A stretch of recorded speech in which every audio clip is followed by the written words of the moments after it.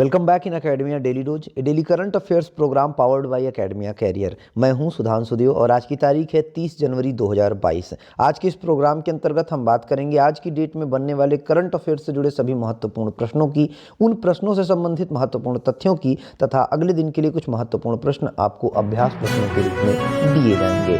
तो आइए सबसे पहले डालते हैं एक नज़र आज की सभी अहम खबरों पर।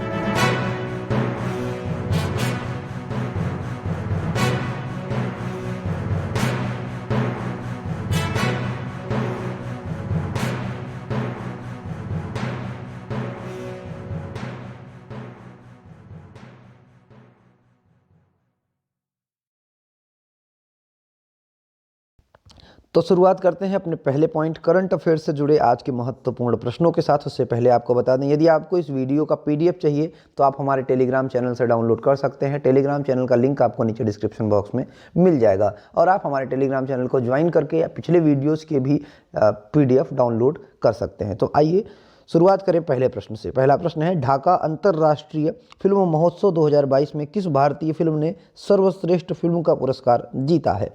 विकल्प ए है डिक्की लूना, बी है थलाइवी, सी है कुंजगल तथा विकल्प डी है जय भीम। प्रश्न को फिर से सुने। ढाका अंतर्राष्ट्रीय फिल्म महोत्सव 2022 में किस भारतीय फिल्म ने सर्वश्रेष्ठ फिल्म का पुरस्कार जीता है? विकल्प ए है डिक्की लूना, बी है थलाइवी, सी है कुंजगल तथा विकल्प डी है जय भीम। इनमें से विकल्प सी कुंजगल बिल्कुल सही उत्तर है। बात करें उत्तर के स्पष्टीकरण की, तो ऑस्कर नामांकित तमिल फिल्म कुंजगल को ढाका अंतर्राष्ट्रीय फिल्म महोत्सव 2022 में एशियाई फिल्म प्रतियोगिता श्रेणी में सर्वश्रेष्ठ फिल्म का पुरस्कार मिला है। अगला प्रश्न है, केंद्र ने माई CGHS नाम से केंद्र सरकार की स्वास्थ्य योजना की संशोधित वेबसाइट और मोबाइल ऐप लॉन्च किया है। CGHS योजना किस वर्ष शुरू की गई थी? विकल्प ए है 1991, बी है 1980, सी है 1973 तथा विकल्प डी है 1954। प्रश्न को फिर से सुने। केंद्र ने माई CGHS नाम से केंद्र सरकार की स्वास्थ्य योजना की संशोधित वेबसाइट और मोबाइल ऐप लॉन्च किया है।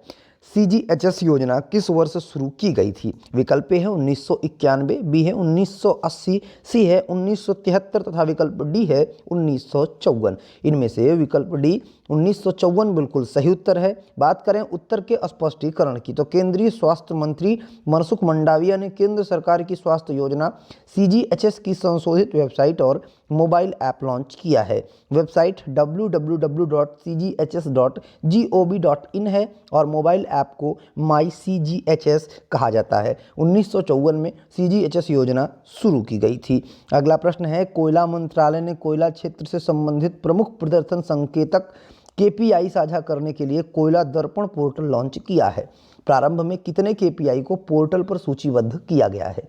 विकल्प ए है 9, बी है 7, सी है 11 तथा विकल्प डी है 6। प्रश्न को फिर से सुने। कोयला मंत्रालय ने कोयला क्षेत्र से संबंधित प्रमुख प्रदर्शन संकेतक KPI साझा करने के लिए कोयला दर्पण पोर्टल लॉन्च किया है। प्रारंभ में कितने KPI को पोर्टल पर सूचीबद्ध किया गया है? विकल्प ए है 9, बी है 7, सी है 11 तथा विकल्प डी है 6। इनमें से विकल्प ए 9 बिल्कुल सही उत्तर है। बात करें उत्तर के स्पष्टीकरण की, तो भारत सरकार ने कोयला क्षेत्र से संबंधित प्रमुख प्रदर्शन संकेतक KPI साझा करने के लिए कोयला मंत्रालय के सचिव डॉक्टर अनिल कुमार जैन ने एक वेब पोर्टल कोयला दर्पण लॉन्च किया है। प्रारंभ में 9 KPI को पोर्टल पर सूचीबद्ध किया गया है। अधिकतम सार्वजनिक पहुंच सुनिश्चित करने के लिए यह पोर्टल कोयला मंत्रालय की वेबसाइट coal.gov.in के माध्यम से सुलभता से उपलब्ध है।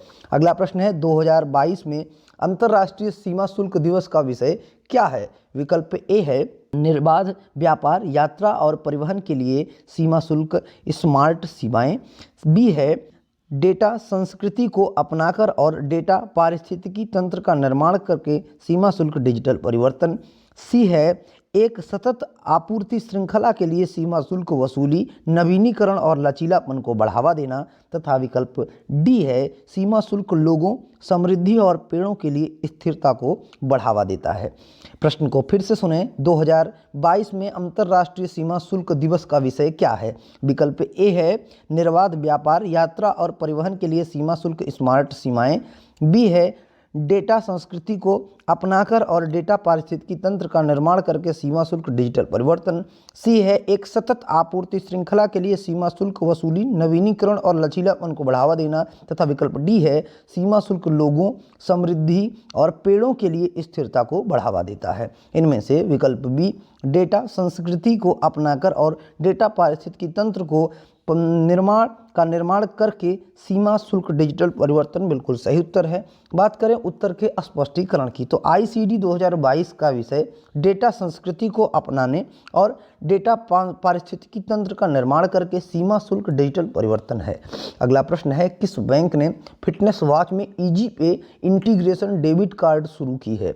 विकल्प ए है इंडियन ओवरसीज बैंक, बी है बैंक ऑफ बड़ौदा, सी है सिटी यूनियन बैंक तथा विकल्प डी है करूर वैश्य बैंक। प्रश्न को फिर से सुने, किस बैंक ने फिटनेस वॉच में ईजी पे इंटीग्रेशन डेबिट कार्ड शुरू किया है? विकल्प ए है इंडियन ओवरसीज बैंक, बी है बैंक ऑफ बड़ौदा, सी है सिटी यूनियन बैंक तथा विकल्प डी है करूर वैश्य बैंक। इनमें से विकल्प सी सिटी यूनियन बैंक बिल्कुल सही उत्तर है। बात करें उत्तर के स्पष्टीकरण की, तो सिटी यूनियन बैंक ने GOQII और NPCI के साथ साझेदारी में क्यूब ईजी पे नामक फिटनेस वॉच में अपने डेबिट कार्ड के माध्यम से रुपे ऑन द गो भुगतान समाधान शुरू करने की घोषणा की है। अगला प्रश्न है किस देश का संबंध आदिवासी ध्वज से है जो खबरों में रहा? विकल्प ए है चीन, बी है ऑस्ट्रेलिया, सी है यूके तथा विकल्प डी है USA। प्रश्न को फिर से सुने, किस देश का संबंध आदिवासी ध्वज से है जो खबरों में रहा? विकल्प ए है चीन, बी है ऑस्ट्रेलिया, सी है यूके तथा विकल्प डी है USA। इनमें से विकल्प सी यूके बिल्कुल सही उत्तर है। बात करें उत्तर के स्पष्टीकरण की, तो पहचान के प्रतीक को इस बात से मुक्ति देने के लिए ऑस्ट्रेलियाई सरकार ने आदिवासी ध्वज का कॉपीराइट खरीद लिया है। अगला प्रश्न है कौन सा विभाग राष्ट्रपति की ओर से भारत की आकस्मिकता निधि का प्रबंधन करता है? विकल्प ए है व्यय विभाग, बी है आर्थिक मामलों का विभाग, सी है वित्तीय सेवा विभाग तथा विकल्प डी है राजस्व विभाग। प्रश्न को फिर से सुने, कौन सा विभाग राष्ट्रपति की ओर से भारत की आकस्मिकता निधि का प्रबंधन करता है? विकल्प ए है व्यय विभाग, बी है आर्थिक मामलों का विभाग, सी है वित्तीय सेवा विभाग तथा विकल्प डी है राजस्व विभाग। इनमें से विकल्प बी आर्थिक मामलों का विभाग यानी कि डिपार्टमेंट ऑफ इकोनॉमिक अफेयर्स बिल्कुल सही उत्तर है। बात करें उत्तर के स्पष्टीकरण की, तो भारत की आकस्मिकता निधि भारत के राष्ट्रपति की ओर से वित्त मंत्रालय के आर्थिक मामलों के विभाग के पास है। इसका उल्लेख अनुच्छेद 267 में किया गया है। यह निधि राष्ट्रपति या कार्यपालिका या सरकार के अधीन होती है, अर्थात इस निधि से पैसा निकालने के लिए संसद की इजाज़त की जरूरत नहीं होती है, लेकिन इस निधि का गठन संसद ही करती है, अर्थात संसद ही तय करती है कि इस निधि में कितना पैसा होगा। बजट 2021-22 में वित्त विधेयक के माध्यम से भारत की आकस्मिक निधि को 500 करोड़ रुपए से बढ़ाकर 30,000 करोड़ रुपए तक करने का प्रस्ताव था। अगला प्रश्न है एशियन इंफ्रास्ट्रक्चर इन्वेस्टमेंट बैंक द्वारा डेटा केंद्रों के विकास के लिए परियोजना में कितनी राशि का निवेश किया जाएगा जो ज़्यादातर उभरते एशिया की सेवा करते हैं? विकल्प ए है 100 मिलियन अमेरिकी डॉलर, सी बी है 150 मिलियन अमेरिकी डॉलर, सी है 200 मिलियन अमेरिकी डॉलर तथा विकल्प डी है 300 मिलियन अमेरिकी डॉलर। प्रश्न को फिर से सुने, एशियन इंफ्रास्ट्रक्चर इन्वेस्टमेंट बैंक द्वारा डेटा केंद्रों के विकास के लिए परियोजना में कितनी राशि का निवेश किया जाएगा जो ज़्यादातर उभरते एशिया की सेवा करते हैं? विकल्प ए है 100 मिलियन अमेरिकी डॉलर, बी है 150 मिलियन अमेरिकी डॉलर, सी है 200 मिलियन अमेरिकी डॉलर तथा विकल्प डी है 300 मिलियन अमेरिकी डॉलर। इनमें से विकल्प बी 150 मिलियन अमेरिकी डॉलर बिल्कुल सही उत्तर है। बात करें उत्तर के स्पष्टीकरण की, तो एशियन इंफ्रास्ट्रक्चर इन्वेस्टमेंट बैंक ने डेटा केंद्रों के विकास में 150 मिलियन अमेरिकी डॉलर का निवेश करने के लिए प्रतिबद्ध किया है जो ज़्यादातर उभरते एशिया की सेवा करते हैं। अगला प्रश्न है भारतीय मसाला बोर्ड ने मसाला निर्यात के लिए भारत का पहला पोर्टल लॉन्च किया है। पोर्टल का नाम क्या है?